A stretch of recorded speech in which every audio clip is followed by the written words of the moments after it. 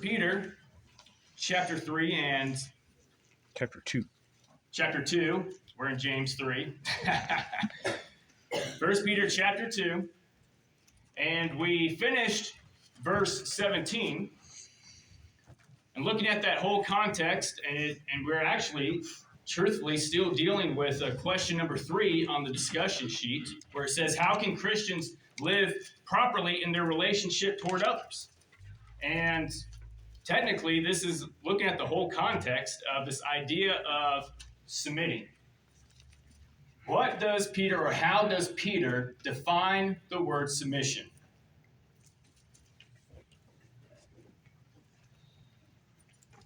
We talked about it last Sunday and a couple of Sundays before, and also even in the sermon last Sunday morning. This idea of submission, what does it mean? Respect to authority. Okay, to be in subjection. What'd you say, Braden?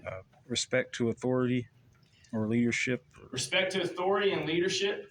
Okay. Now, putting those two together, what if they come up with an idea or maybe make a decision that you disagree with?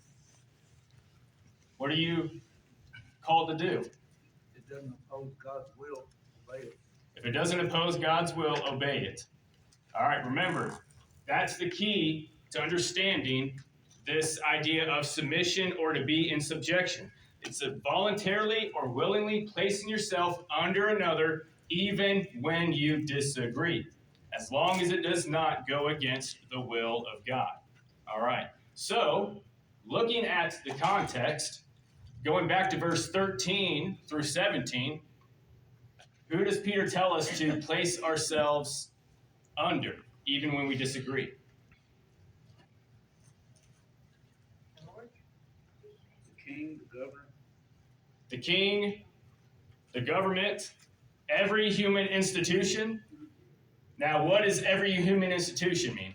Does that mean only the government? The law. What's that? The law. The law? Businesses. The home? Businesses. Businesses? God, obviously, most of all. Church. Church, the decisions that are made by the elders, yes.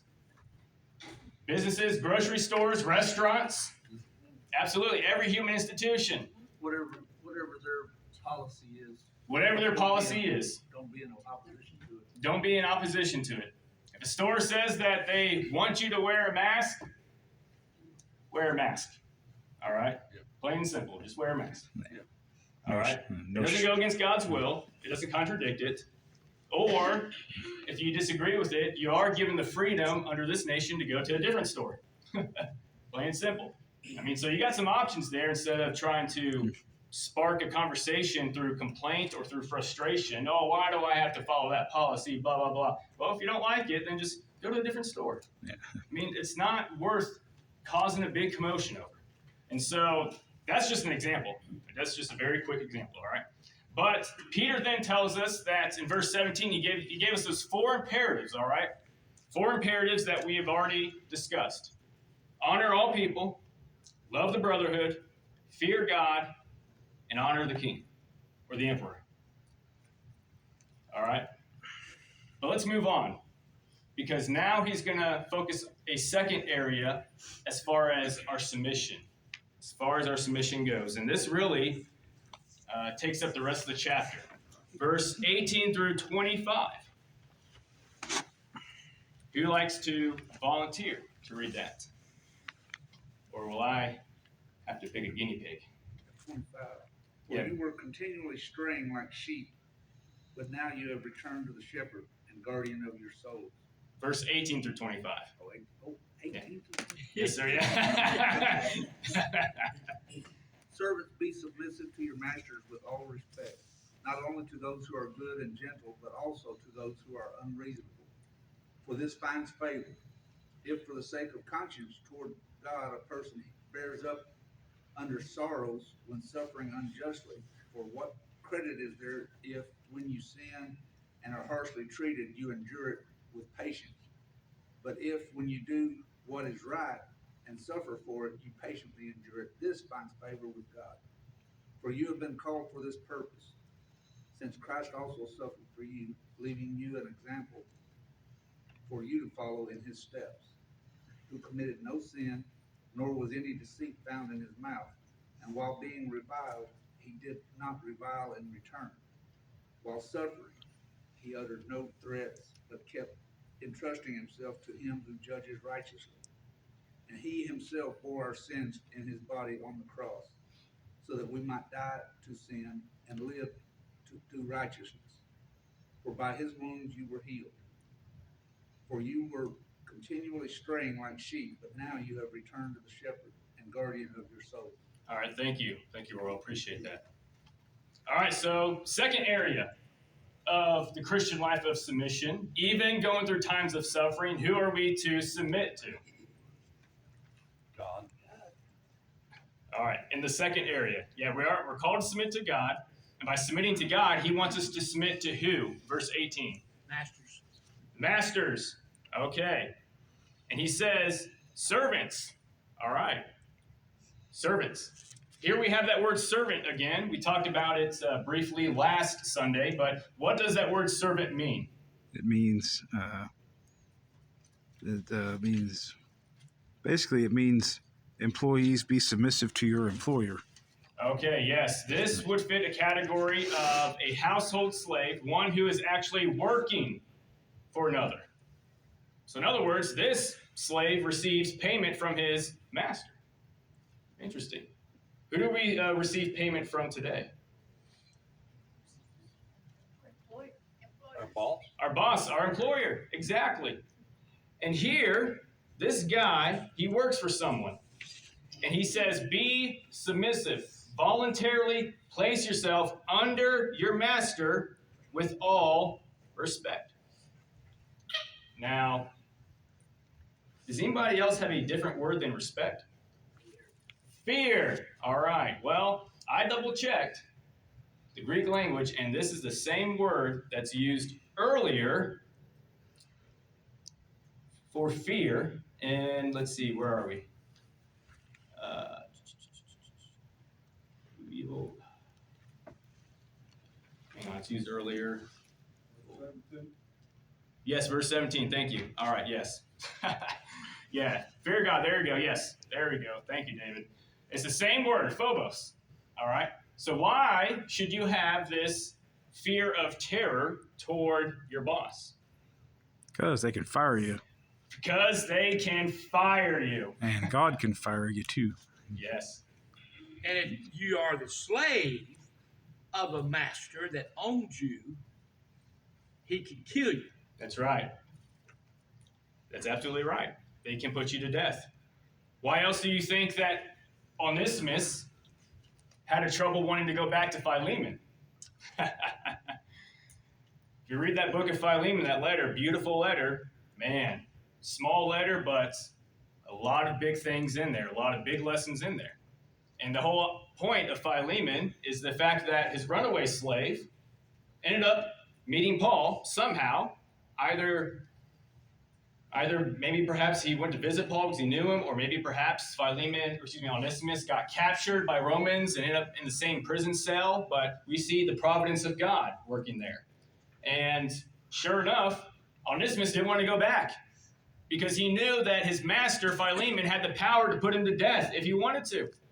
So likewise here, yes, servants who work under a master, not only can they be fired, but if what they did was wrong, big wrong, then oh yeah, the consequences there could, in fact, be more than just a firing.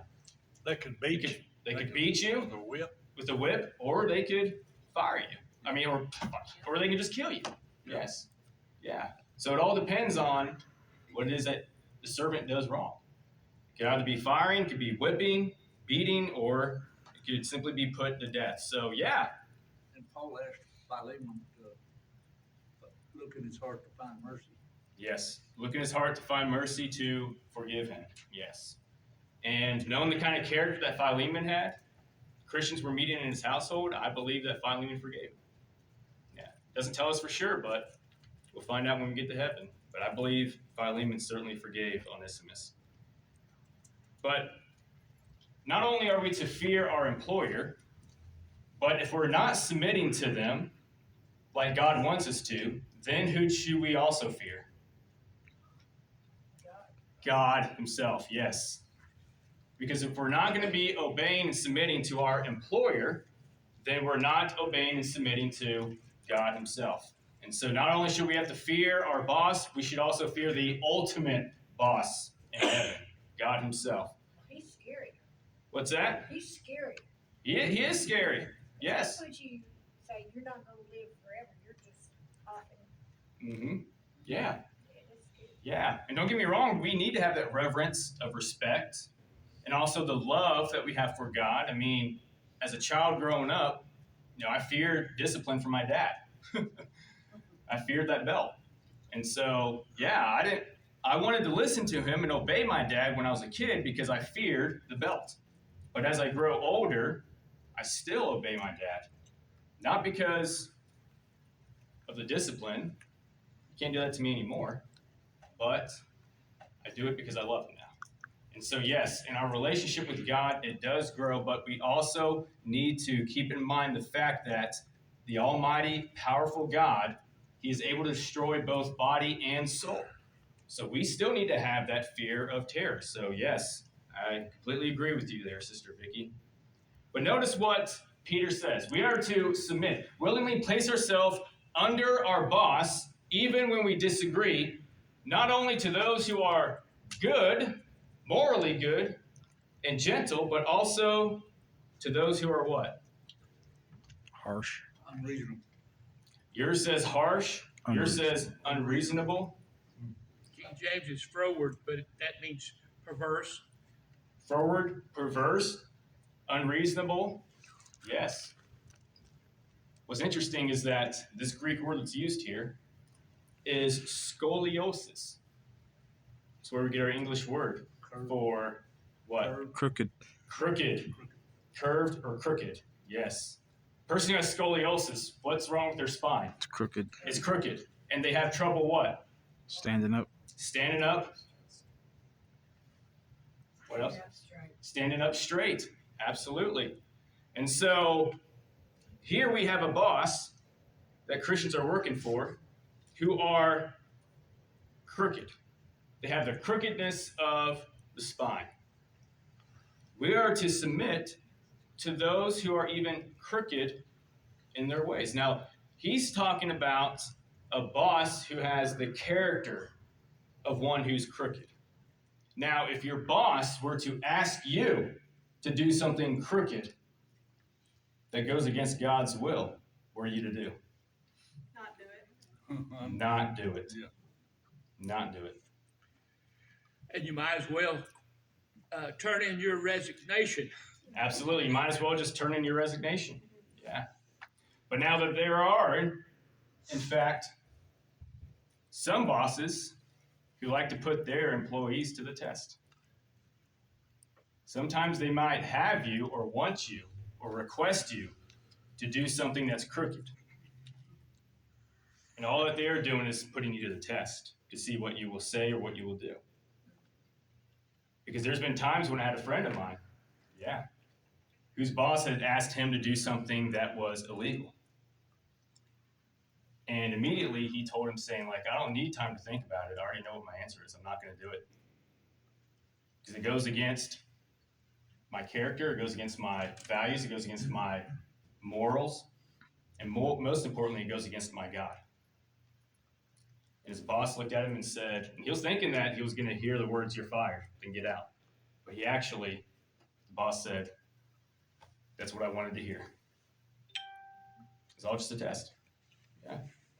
We see that being done, in movies, spiritual movies as well, but a lot of bosses, they do that to test their employees, their character, their values, and their morals. So there's still some good bosses out there. David. I can remember back in the 70s, worked for a Young Motor Company. Herb Young was the older man that owned the company, and his sons followed in his line. It was Herb Jr., but Herb Sr. he had kind of not had a lot to do, you know, because his sons had kind of taken over, but he would test new employees. He would lay a red rag, y'all know mechanics carry those red rags. He'd lay a red rag and a dime down. Mm. You picked up both, you keep your job. But if you just picked up the dime, he'd let you go. Mm. If you picked up the red rag and put it where it needed to be and left the dime, he'd keep it.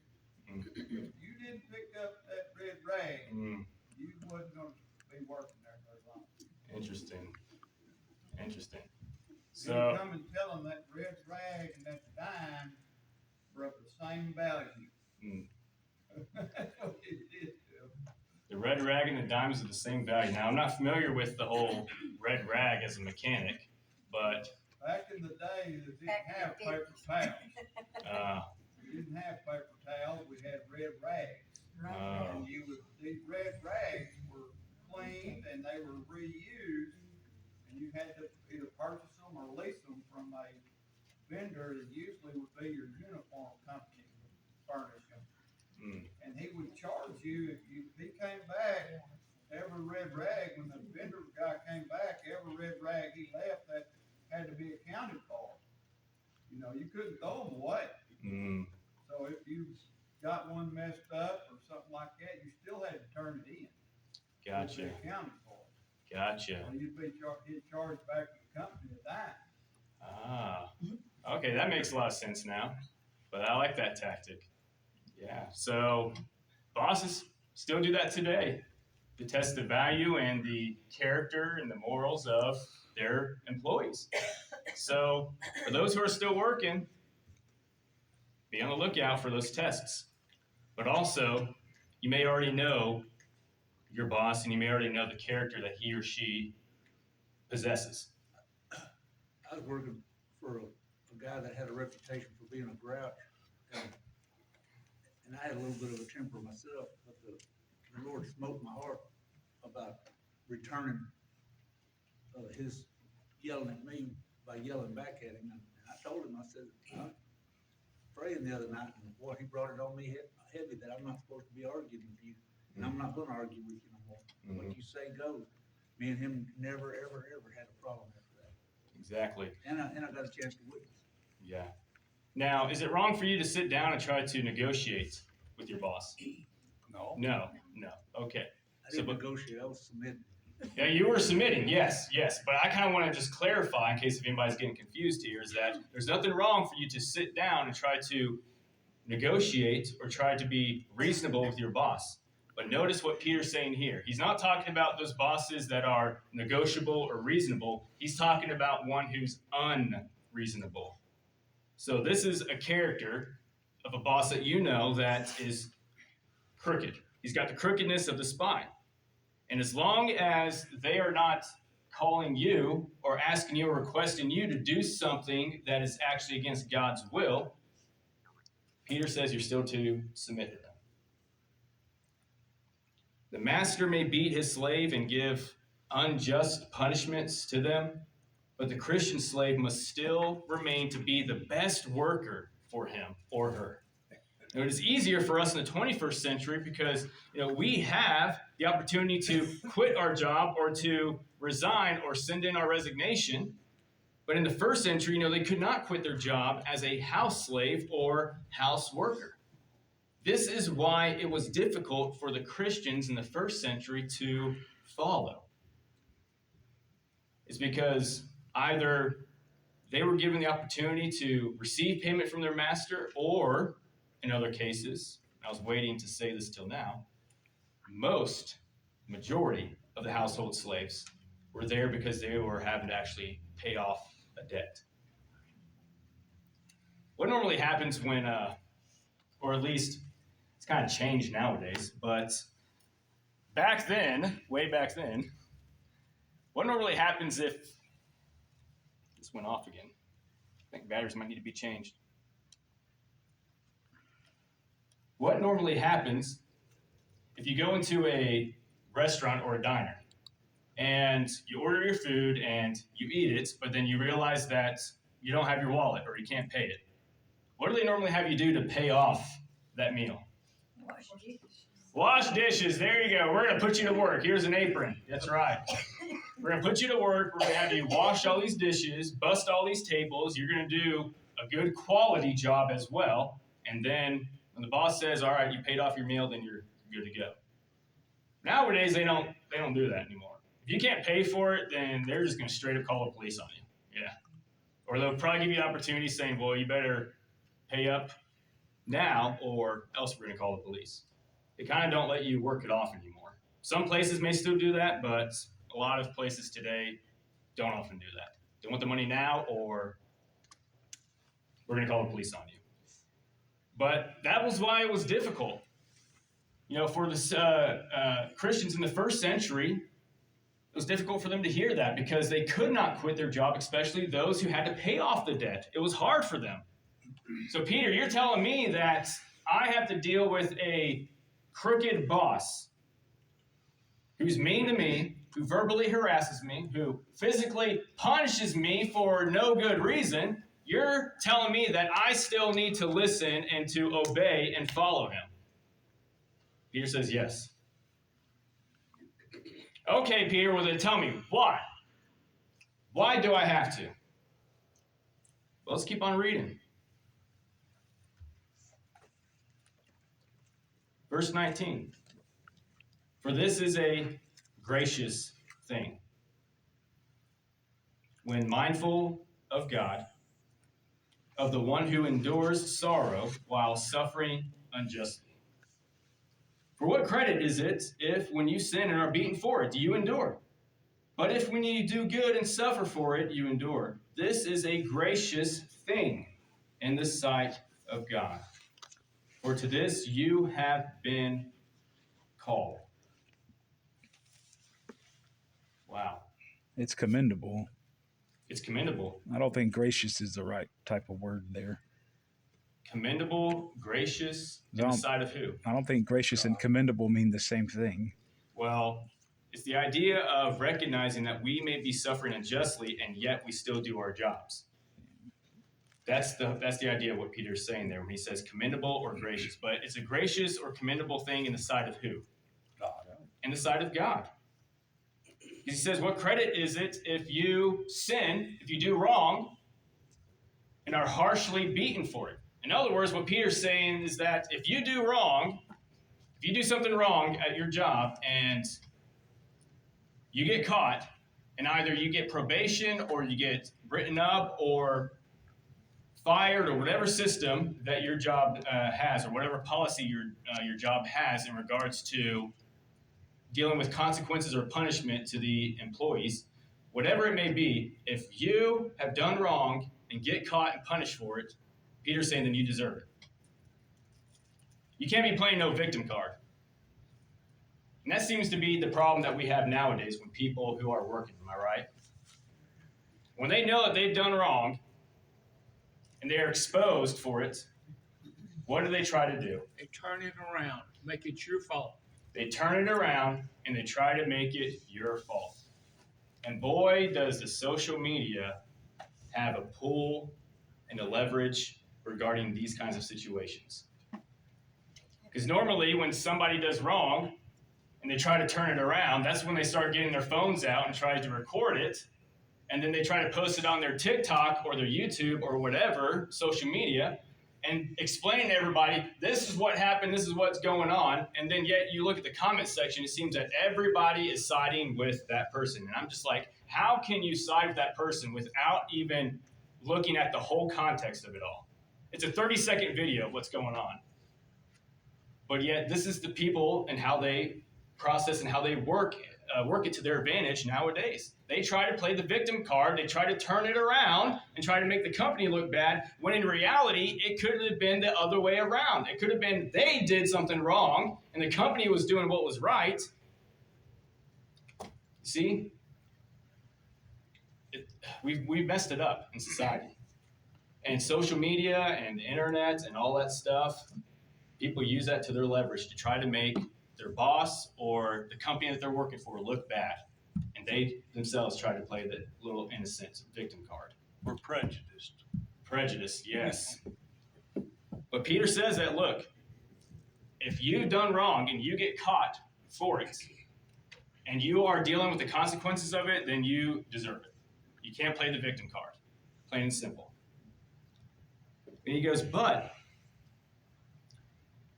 when you do what is right and suffer for it, you patiently endure it. That's what's hard, am I right? When you've done that which is right and good, and yet you suffer for it. I think that is the hard part for the Christians in the first century to grab hold of and to understand. Because they were dealing with a lot. They were dealing with persecution from the Romans. They were dealing with some brothers and sisters in the church who were turning them in to try to save their own lives. And also on top of that, they're dealing with persecution, suffering from their own masters. What example does Peter give of the person who suffered for doing that which is right and good? What example did he give? Christ. I think, go ahead, Greg. I saw you. Go ahead. That phrase, have a conscience toward God. You're doing it because of your love and respect for God, and the ultimate is you've given Him the praise, the glory, Yes. even though you suffered. Yes. Suffer in peace. Suffer quietly. Yes. Go through it. Go through it. Yeah. Learn. Yeah. Same reason Jesus did. Same reason Jesus did it. And again, it's directing our focus back on what? The physical or the eternal? The eternal. Because remember, when our focus and our eyes are so caught up on the physical, when our eyes and focus is so caught up on the trials, the tribulations, the suffering that we're dealing with, that's all around us, what are we going to do? What kind of attitude are we going to have? If that's our mindset. We'll retaliate. We probably retaliate. Not even lie about it. Lie about it. Moan, groan, complain about it. Do a poor job. Do a poor job. Exactly. We will no longer want to be the best worker we can be. We'll probably just do a low quality job. Yeah. This can also happen in marriage, I believe. Like Oh yeah. spousal abuse and that kind of thing. All right. Oh yeah. Don't get me wrong. Beginning of chapter 3, he's going to talk about the husband and wife relationship. Yeah. Specifically, wives who are married to non-Christian husbands. But we'll get there at that time. But yes, it definitely relates to a husband and wife relationship. And who are we trying to please? When we shift our focus back, because remember, look back at chapter 1, verse 13. Therefore, preparing your minds for action and being sober-minded, set your hope fully on the grace that will be brought to you at the revelation of Jesus Christ. When we are setting our minds back to the living hope, focusing on God, focusing on our eternal reward, our inheritance that is being kept, guarded, and reserved for us in heaven, when we are shifting our minds, simply put, on God, trying and wanting to please Him, then what kind of attitude are we going to have toward our jobs and our work? A terrible. No, it'd be the opposite. Other way around.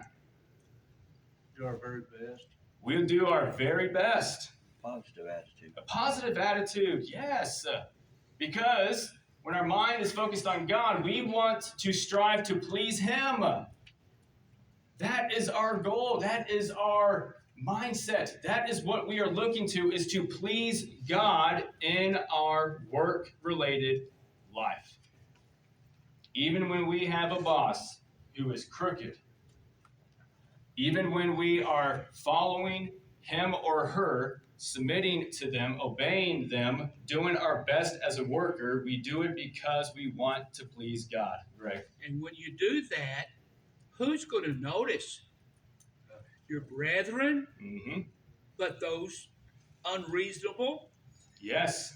they're going to notice, and they're going to, deep down, they're going to say, they respect it. That's right. They honor that. Yes. And could that also be an opportunity to try to win your boss over to Jesus Christ? Yeah, You won't be considered a troublemaker you won't. if you're carrying on with that attitude. You would be the one that's given the promotion, Mhm. or the one that's kept on when maybe he has to downsize on the business. Yeah. I'm going to keep someone like him. Yes, because he knows that you can get the job done. Yeah. Exactly. I saw one hand up. Okay, David, you got the last words. I think that was our bell. We got a The bell? verse that goes along with what you just said. Go right ahead. Colossians 3:22, There you go. bondservants, obey in all things your masters, according to the flesh, not with eye service as men pleasers, but in sincerity of heart, fearing God, and whatever you do, do it heartily as to the Lord and not to men, knowing that from the Lord you will receive the reward of the inheritance, for you serve the Lord Christ. But he who does wrong will be repaid for what he has done, and there is no partiality. Amen. Say that location. Colossians 3:22. Following verse.